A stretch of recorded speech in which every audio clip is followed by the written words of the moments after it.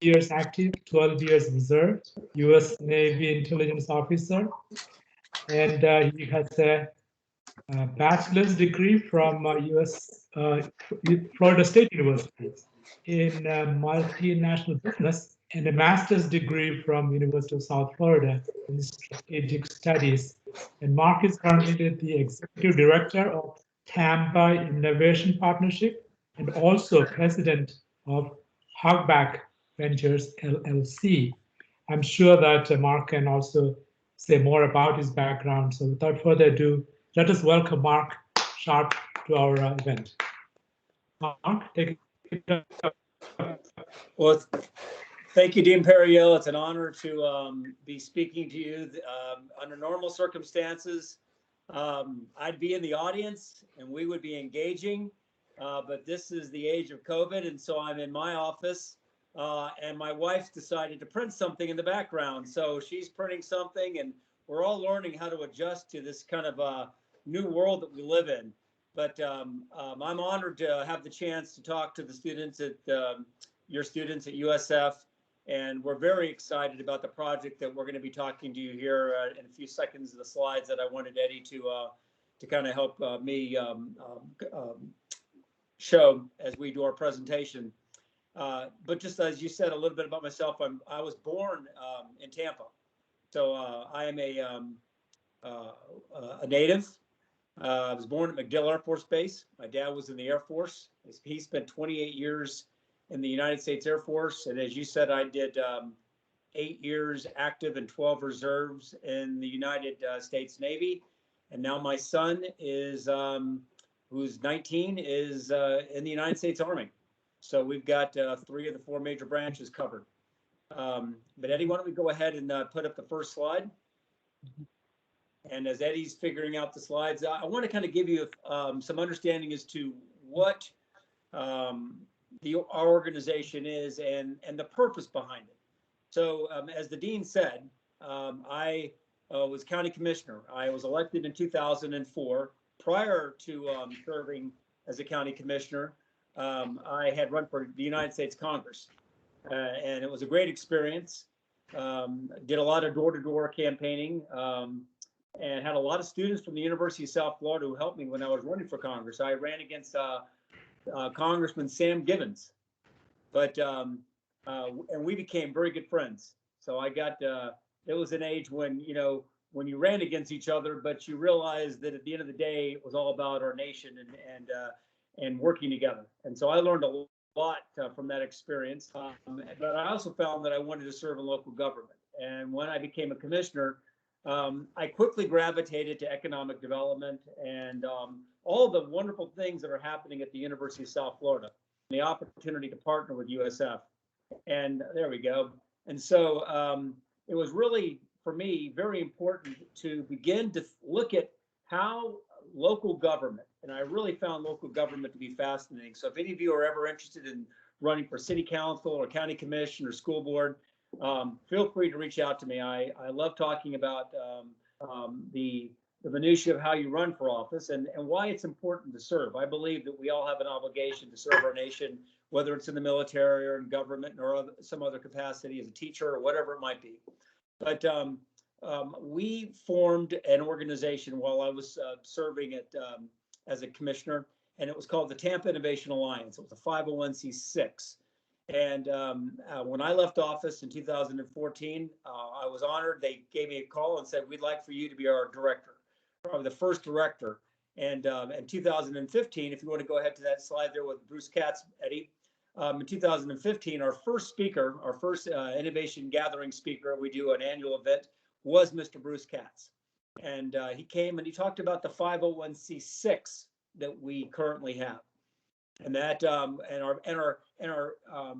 the organizations and institutions which joined us right out of the gate: University of South Florida, Moffitt Cancer, as well as at Florida Hospital, now Advent Health, and Busch Gardens. They were our first. That was the core. And then we grew it out, and we added, as you can see, the Veterans Administration Hospital, which is very important. And we've got a trail that we're going to be talking about perhaps in this presentation and in the future that we hope we'll be able to introduce to the community, something similar to the Riverwalk to the south, but a trail that we want to connect the VA hospital to what was the old University Mall, now called Rhythm. We'll be talking about that in our slide presentation. But VA is very, very important to us. RD Management, you can see over there, they're the owners of what was the University Mall, now called Rhythm. And then a very important partner, Sarah Combs and the University Area Community Development Corporation. Next slide, Eddie. So as I said, Bruce Katz was our first speaker. He came, he met, he talked with us. He slipped back there, but he talked about what we're trying to build, a mishmash of organizations, people, institutions coming together. And I will tell you, as a former student at University of South Florida, when I got my master's at USF while working at U.S. Central Command, when I would drive along Fowler, I saw the mishmash, but it didn't seem like it was a coherent, cohesive flow of people. Knew even as a student at USF that we could do better when we talk about organizing the university area. And so let's go ahead to there we go. We began to build this organization, bring in these anchor institutions, and now we have 212 members. We've got a lot of students that are involved in our organization, regular individuals. We've got the Crossover Church, which is on Fowler Avenue, very important organization. Pastor Tommy Colonan, he's been one of our speakers, and he's also involved in. I think that this organization, as it grows, is going to become that much more impactful in Tampa Bay. So where's the area? I was asked that by Kelly early on. What is the area of this Innovation Alliance area, now Tampa Innovation Partnership? Well, it's 25 square miles. If you look at the area that's in Peak, from Bush Boulevard up to Barris and Fletcher Avenue, north and south, and then east and west, 275 to 75.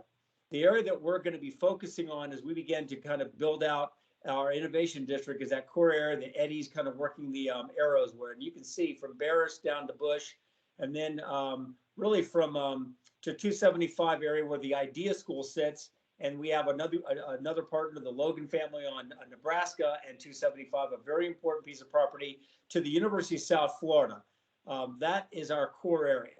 And you've got, billions of dollars in economic potential, about 87,000 people who live along that area, 71,000 jobs and 4,100 companies. And that's important because what you've got are people that are coming into the district, working in the district, some who live in the district, and the others who are leaving the district.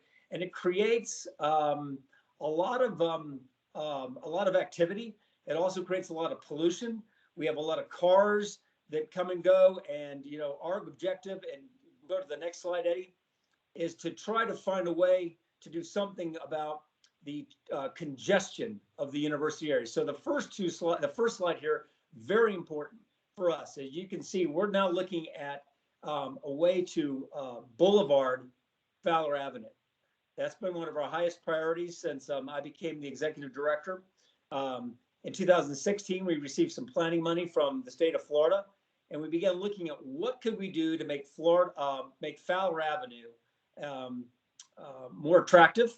Certainly, as we're bringing in future students or our current students, families, professors, and others who are coming and visiting, we want them to see the very best of Tampa Bay. And it's important that people realize that perhaps the first impression a new visitor gets when they come to Tampa Bay is along Fowler Avenue, whether they're going to USF or they're going to Moffitt Cancer or they're visiting Busch Gardens, or maybe they're going to be going to Yingling, and we'll be talking a little bit later about a project we have with Yingling, or they're visiting what was the old University Mall, now Rhythm.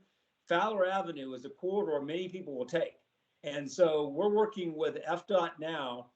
They're going to begin a PD&E study of Fowler Avenue, and you can see just some general concepts that we have. But our dream is that as you're driving down Fowler, you're seeing on the outer lanes people using electric vehicles, using transit. We're taking one of the most dangerous roads in the nation And our objective is to make it one of the safest roads in the nation. This slide here, we mean this when we talk about wanting to be a laboratory for transportation options.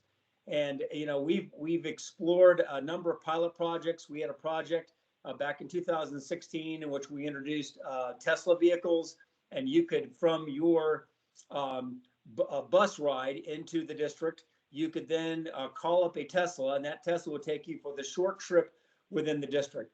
We're looking at a number of options. Yeah, we've had folks from SkyTran in California come and talk about, could we do elevated pods? Certainly you've seen the bird vehicles downtown and other, Lyft and others who have these scooters. The scooters can be very dangerous, obviously, in an area such as ours, but we are looking at personal mobility options to help make it easier for people to move. We're very interested in a mode of transportation that would connect people from the University of South Florida main campus to what is now Rhythm. And we're looking at a number of options to include what we call the Uptowner. And so the Uptowner, which we hope to introduce in the next year or two, we're working closely with our partners at Hillsborough Area Regional Transit, is a on-call local transit system that would complement the bus. So you have the bus, which now brings you into the district and does connect the university campus to Rhythm, but we're hoping for a smaller shuttle of some sort. We're still working on the details. Let's take a look at the map there, the big map. What's really exciting to note is that there are billions of dollars in development right now within what we call the Tampa Innovation Partnership District area. And I'm not gonna call them all out, but you're familiar with your own USF Research Park and the new lab that's being built right there on Fowler Avenue and McKinley. That's very important. From that spot, you can look due south and see where the new Moffitt Hospital is going to go. And that's a $400 million hospital. We're very excited. If you look where they're putting their hospital, Moffitt does have a presence on your main campus, but right across the street is a space that originally in 2007, when I was a commissioner, we were able to get that space as in a partnership with Merck and Moffitt, and it became M2 Gen. And then not long after that, Moffitt built their outpatient clinic right to the north of where M2 Gen sits. And now we have just to the west of that, the Yingling Hotel and Conference Center and Restaurant project.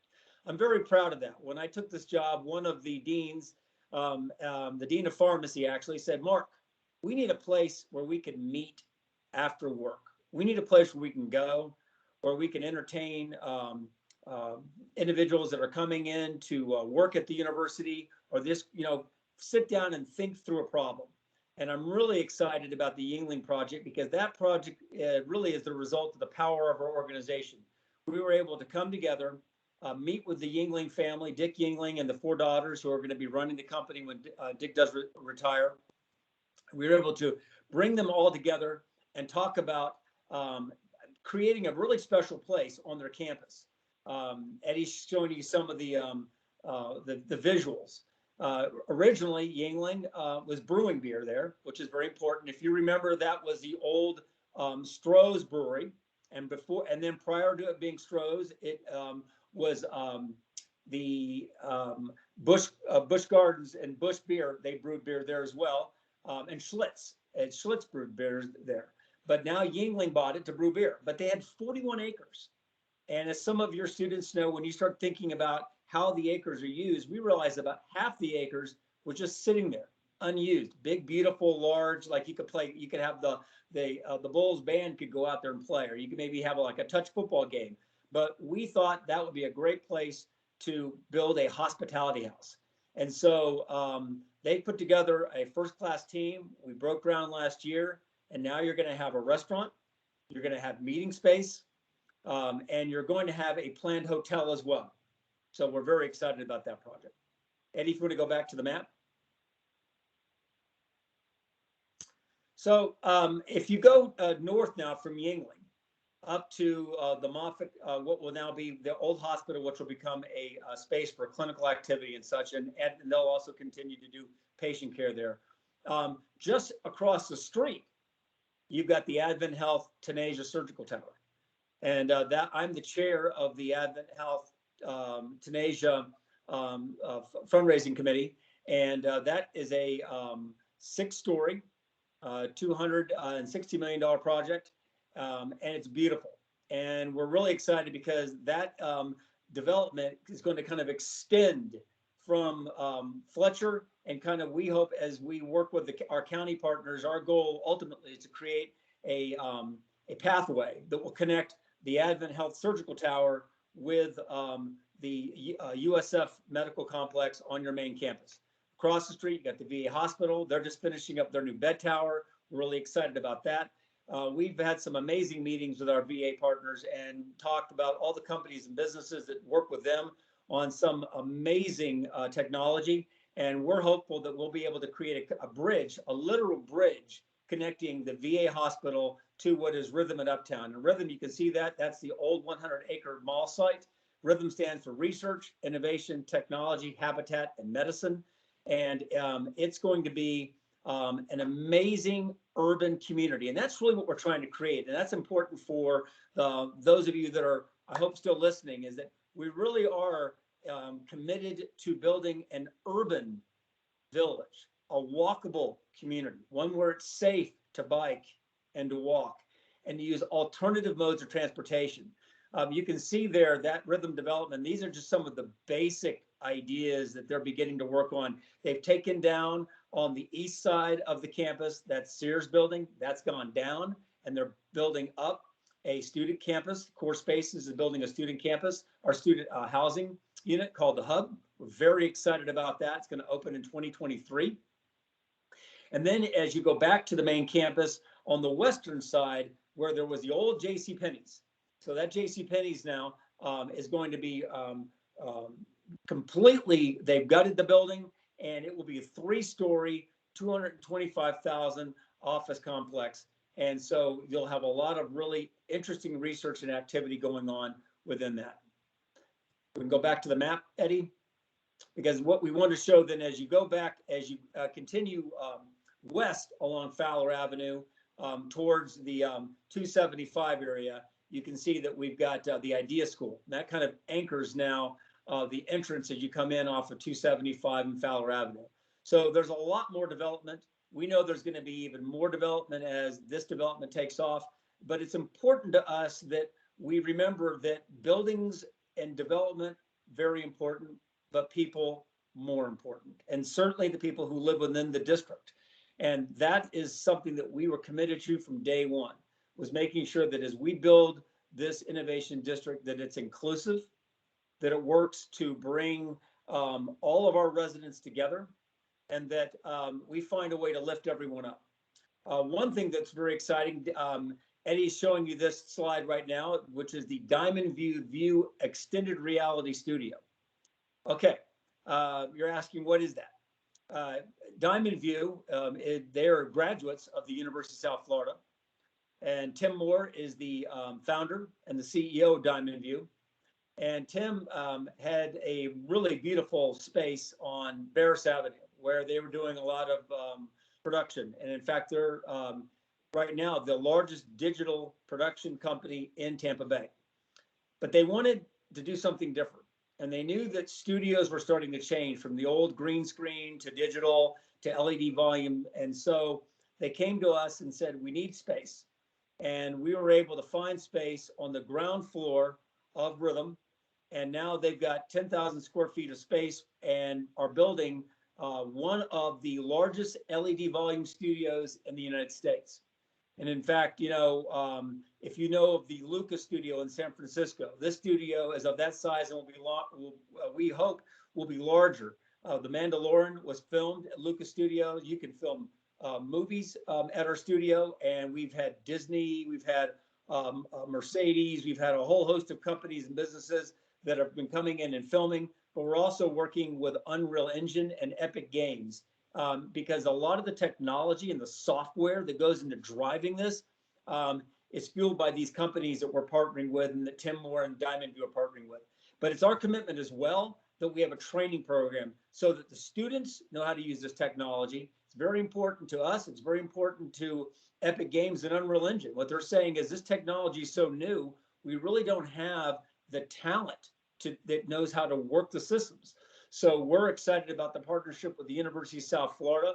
We're also excited about introducing this technology into the community. We want the community to have space to be able to come in and explore and see how it's used. If we're going to close this gap between, the rich and poor and make sure that everyone has access, then you've got to create space where people can come, learn, use the technology, and that's what we're building right now. We've got a lab right next door to where the view is, where we'll be doing a lot of interesting work. And we've also got a new signed tenant, which I'm not sure if we're ready to announce it yet, but a big production company that's going to be doing some really exciting work with Tim Moore and the View. If you go back, Eddie, just go back to that slide that shows the interior of, right there. So, the objective is really to create a cool working space for our students. We've got 42,000 students that come into the main campus each day. Some live there, some drive in. We've got, 15,000 professors and administrative personnel that come into the university. You've got thousands who come to Moffitt each day, thousands who go to Advent each day. You've got those that work at Busch Gardens.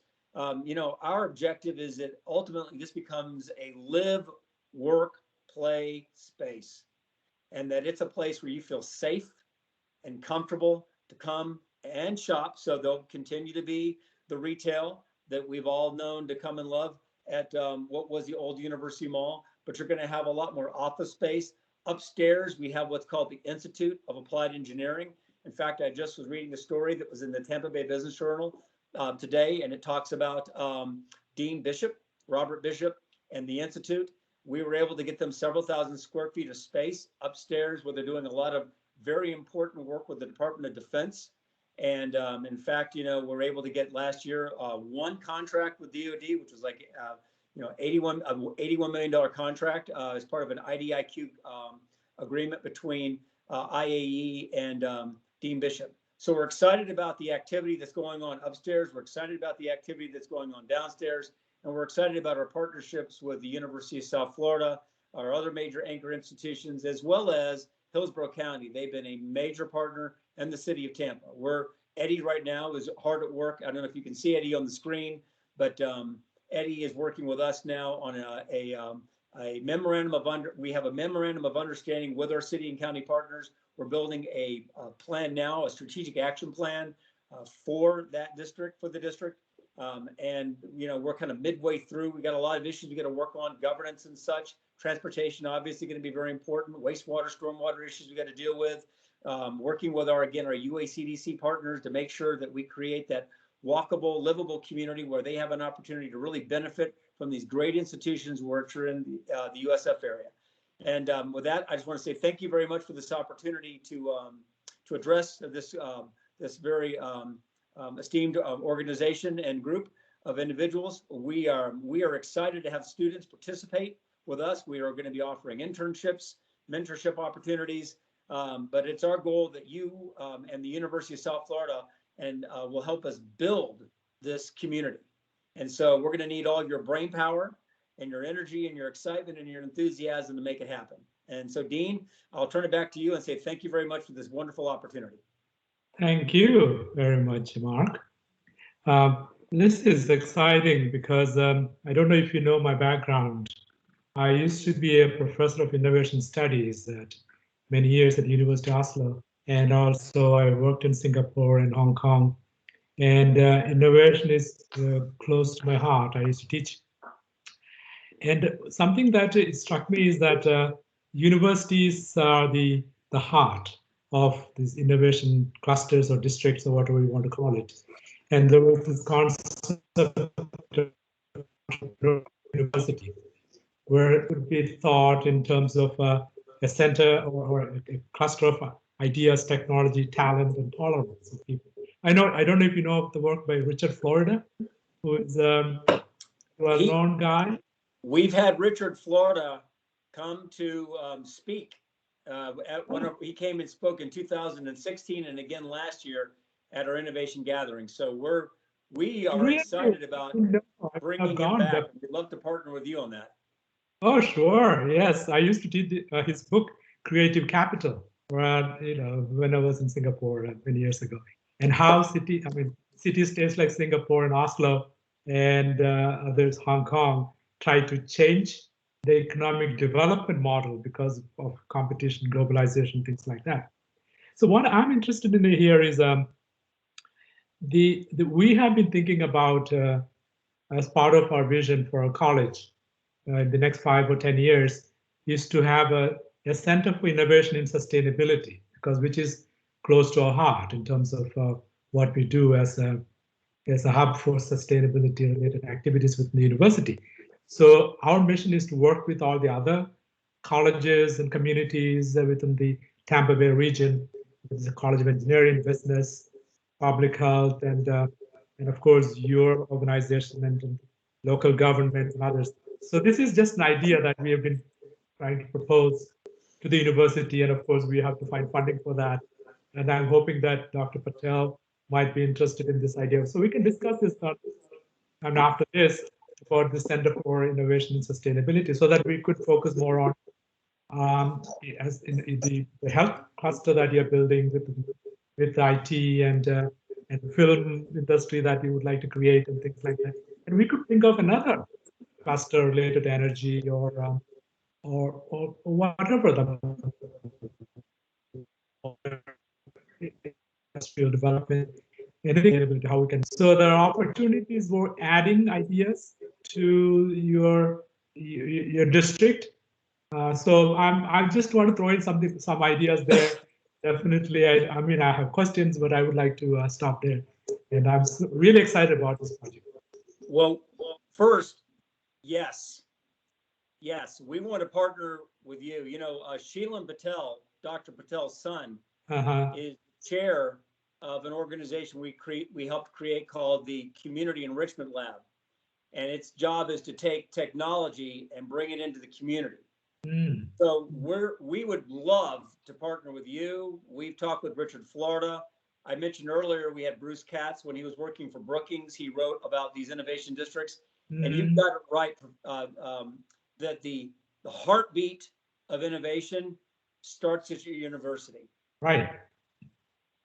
So we are absolutely committed, especially this university. I like this university because the young people here come from a very diverse background. Yeah. Many of them are first-time college students, and you know what impresses me? They want to change the world. Absolutely. So we want to partner with you.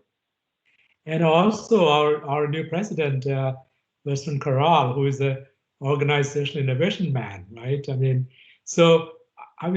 quite excited about the prospects of our university becoming being the yes, of course, of organizational innovation. I carry his book. Okay, good. Questions from our students or others who are there, faculty members or community partners who joined in. Please ask some hard questions. Hard questions. I see Christian. Hi. Christian now. Yeah. Hi, Dean. This is Christian Moon. Yeah, go ahead. And I'm the executive director of the cell, which Mark just mentioned.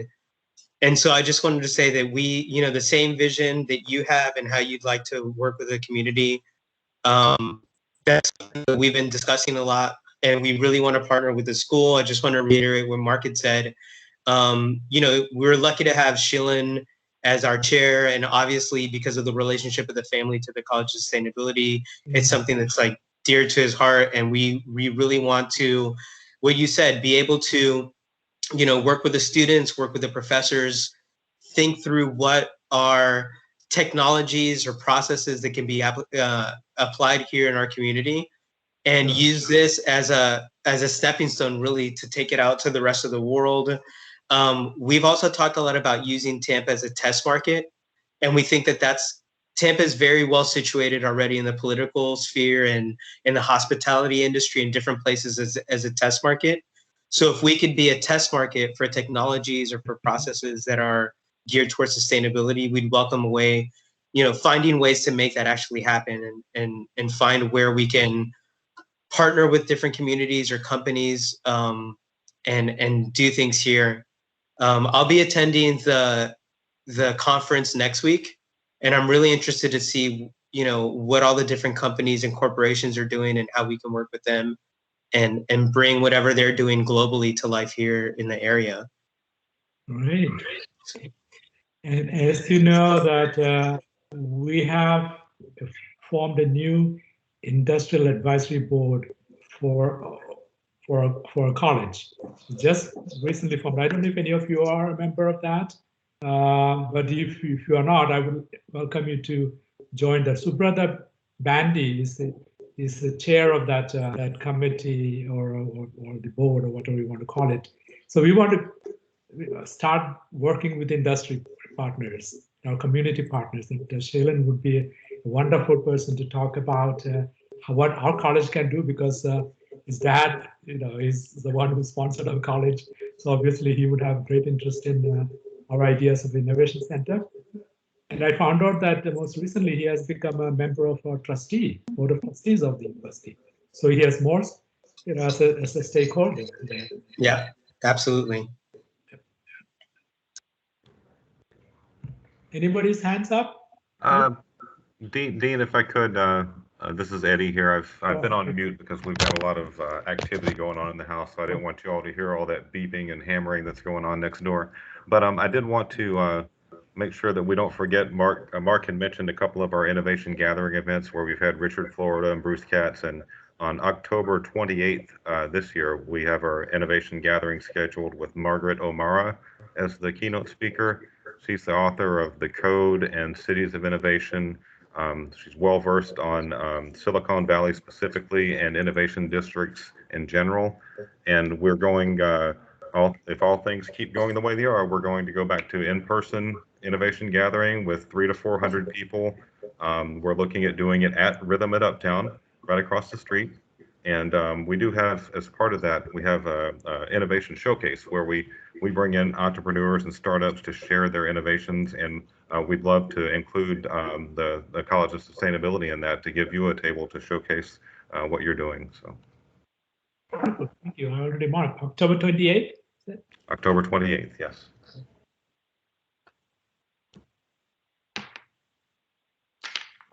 Our students are rather shy. I don't know why. Hi. Hello? My name There is you go. Derek. Yeah, go Hi, ahead. my name is Derek. I'm a former student at the Patel College. First off, just want to thank you, Mark, for speaking today. I thought it was really interesting and informative, and thank you to the Patel College for hosting. I've also been a lifelong Tampa resident, and I think that the Rhythm Development Urban Center sounds incredible. Have there been any challenges? Like, have you seen in sort of looking at this, have there been any sort of challenges or like unforeseen obstacles that have come in sort of, planning this, and have you found any solutions, like how to work around that? Every day. Derek, a great question. First, thank you for asking your question, and I hope you'll get involved with what we're doing. What I love about my job is that there are challenges every single day. You would think when you're building something like this, everyone would be supportive. And if we do it right, then the community does get behind you. But I've had a chance to travel to innovation districts all around the country. Philadelphia, St. Louis, obviously Silicon Valley, Austin, Texas, Charlotte, research, so from Research Triangle, to Silicon Valley, to the Cortex in St. Louis, we've looked at innovation districts. They all have universities rooted in them. But oftentimes as you're building, you deal with the issues of the community that's been there. And how do you treat with respect that community and engage people in a conversation? So just imagine as we begin to talk about boulevarding Fowler Avenue. Sounds great, because I think Fowler Avenue is miserable. Mm, It's going to create some real issues as we begin to actually physically do it. And it might slow people up a little bit at first. Maybe we slow traffic down a bit. That might create some concern for people who want to rush through. So what I've learned from this job is that, because from my perspective, I might assume something is good. I have to be sensitive that there are people around me who are different and might come in it from a different, perspective. So we're trying very hard to be really aware and understanding of our neighbors. And we want to create that very diverse global community like the one we live in of people who are thinking and trying to solve problems. But yes, lots of problems, but we're working towards solving them. great. Wonderful. Thank you. Mark, do you have any plans for setting up something we call incubation centers or startup students or others with ideas to find their home where they can get support, venture capitalists and others? So do you have anything in the works? Well, just so you know, and I'm not bragging by any stretch, but there is the Mark Sharpe Entrepreneurial Collaborative Center, and it's in Ybor. They put it in Ybor. Okay. And so we want to build something like that, and that's what we're working with our rhythm partners on, right within the rhythm development. And so we already have with AMROC, so it's Advanced Manufacturing and Robotics Center.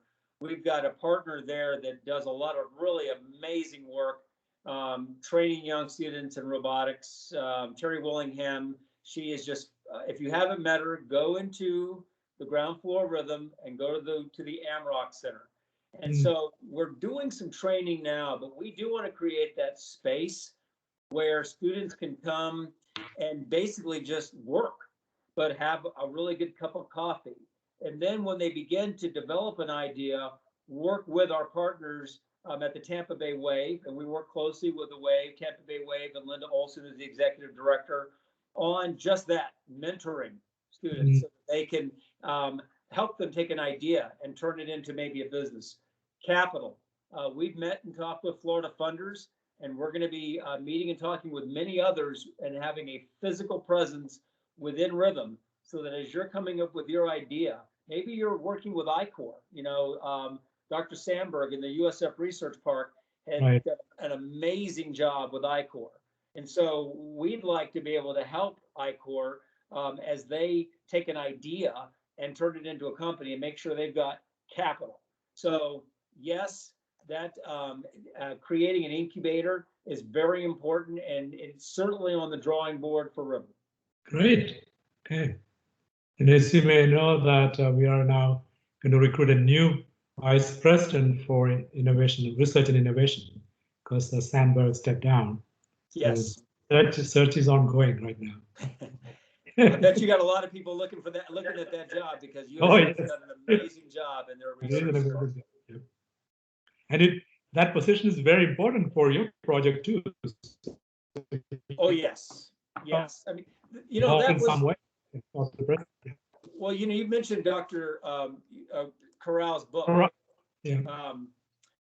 And he talks about how a university can leverage its research and all the activity that's going on the campus to be a benefit around the campus. And I think what you're going to see as this new administration in Washington begins to bring forth some of the programs that they're talking about is the desire to use the research that's being done on campus in a way to help those who are living off campus or nearby. And so we were really excited when Dr. Corral came on board. Dr. Ginchef did a wonderful job. She helped set up the organization. Dr. Corral, when I walked in to talk about what we were doing, he said, "You don't need, I understand. I've written the book on this." And so we were like, yay. So Dr. Corral's had a chance to speak at the county commission. He spoke at the city council, and he's talked about the importance of the university and all the research the university is doing. and making our community a better place. There you go. And I'm sure that, oh, yes, there's a hand. Yep. Go ahead. Yeah, hey there. Hey, Mark. Thank you for the presentation. Appreciate it. It was very informative, and thanks for the Patel College as well. I'm Troy Salisbury. I'm with Hillsborough County. I'm the planning manager for the Office of Innovation and Resiliency. And one of the things that we, that you obviously know is, especially in this area, is that communities can be somewhat disjointed. So when you're talking about transportation and you're talking about other modes of transportation, multimodal specifically, how is your group handling, making sure that the connection is there through the different modes? Because as you know, you can have a bus service, but generally speaking, people don't use just the bus service. They're going to need that connection to, say, if you incorporate a light rail system through the center of Fowler or whatnot, you're going to need that connection. You're going to need the timing that makes those systems work. How are you working that in to make sure that all of those puzzle pieces really fit together, so that when you start doing those things, it's not a disjointed type of system to where it ultimately doesn't work, and then you get public saying, why did you spend all of this money on this? It's not working. First, that's a great question. So thank you for asking, and I'm glad that you're here in the audience. Part of the challenge, I found this when I was a commissioner, was that we weren't talking to each other. So when I was serving in Hillsborough County, we would focus on building roads. Then I'd find out Hart was focusing on like a bus or a bus stop, but rarely, and this is way before you, did we talk about how we would bring it together so that when you'd have a bus stop along a road, maybe we didn't like back up all the traffic behind us. Maybe we did like a bus bay or something. And so some of it is just making sure that our city partners, our county partners, our transit officials all are in the same room talking along with FDOT. So first was just get people in the room to talk. Second, as somebody who gave up his car, and I wrote an article about it in the Tampa Bay Times. It was published, I think it was in 2017, summer of 2016, 17, called Why I Ride the Bus. And what I found was, boy, is that ever a brutal experience. You could ride it once, but if you're relying on the bus to get to work, to get to the doctor, to get from home to work to shopping, it's tough because no one was thinking about just what you said there, Mr. Salisbury. How do you piece things together?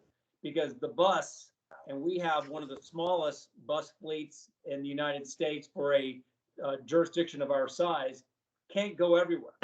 So we find you get off the bus and then you have a long walk, sometimes across a dangerous road, oftentimes in the rain, poor connections. So what we're working on is just what you talked about. An integrated system where first our transit system is not a bus service, it's a transit service, and it looks at all modes. We were very excited to be able to say that the Florida Department of Transportation has determined that we're going to get an intermodal facility somewhere in the university area, we believe along Fowler Avenue. And if you're familiar with like Union Station in Denver, where you can come in on a light rail line, you've got commuter rail, you've got buses, you've got the little scooters, all in one place. And it's all within an area where you can shop, eat, you got hotels.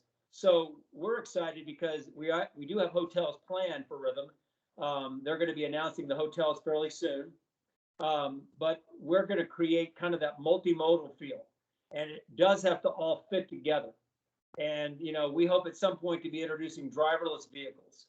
We'll have to do that very slow, obviously, but we want to create that multimodal feel so that, here's what I'd like to see. You're on the campus at USF. You've got an hour to eat lunch. You don't have to run to the parking garage, find your car, give up your space, drive on Fowler or Bruce B. Downs, find a place to park, go eat, and then reverse, go back on your campus and do the same thing. And think about people who are or at the VA hospital or at Moffitt. They park their car wherever, and then they want to go somewhere nearby, and they can't. So our job one, working with you, Mr. Salisbury, is to figure that piece out. How do we make it so you can just leave your car, get on an alternative mode of transportation, much quicker, easy. It ought to be something that's really inexpensive. You know, if it's, you know, I hate to use the word free, but if we can make it as inexpensive as possible, so everyone could have access, I think it would benefit the local businesses and revenue would be generated as a result. So that's a long way of saying it's an issue which is passionate, we're dear to our heart, and we hope you'll join us as we work on the transportation piece. It's fantastic. Thank you. Good idea.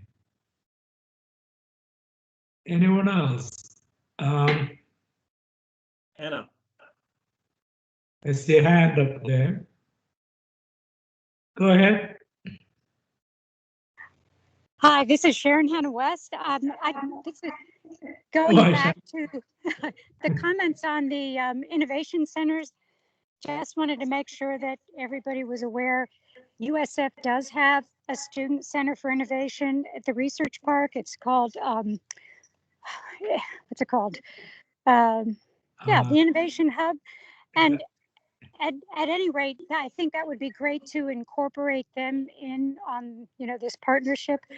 I mean, with your center in Ybor, with, you know, Rhythm and, you know, the student incubator, it would be great. We absolutely agree. And, you know, the great thing is that Allison Madden has been working with us closely from day one, along with, you know, before Dr. Sandberg retired from his position at the research park, he had his team working with us on just that. How do we connect? And you know, I can tell you, the new president has asked me every time we have a meeting, how are we going to connect? And so our goal is make it easy for people to get back and forth. We'd love for the students and faculty working at the research park, at the innovation center there, to be able, if they need to maybe if they have to run over and work with Dr. Bishop at the IEE, or they want to use the digital studio at the View, they could get there quickly using transit, or the other way around. You have a huge demand of people who want to get on the campus. And if we can find a way to get them on the campus without spending the first 15 minutes of the conversation talking about parking, that would be awesome. You know, so our goal is, you know, parking, we got to push that aside and just figure out how we get people back and forth. But thank you for that question. And we absolutely agree. And Allison has been a phenomenal partner. Right. Thanks, Sharon. So yes, that space is there, but it's rather small in terms that I was thinking more in terms of much larger space, you know, where not only just students, but also graduated from the university or someone who with an idea of can find a place where they can anchor it and then find the kind of support they need. So that's what I was thinking. Obviously, more the merrier, of course. If no more questions, let us thank Mark and Eddie for helping us with this fantastic seminar. And those who couldn't watch it, this will be available, as Kelly said, on our website. Thanks, Mark. I look forward to working with you. Dean Perriell, it was an honor, sir. And I look forward to sitting down and having coffee with you and talking about all of your experiences. And we're confident that working with you and with you know, Christian and Sheelan and everyone, we're going to do something really special here together. So thank you, sir. It's been an honor. Thank you. And thanks for your service. Thank you. Thank you. Kelly, Thanks, you have guys. any last words? You muted.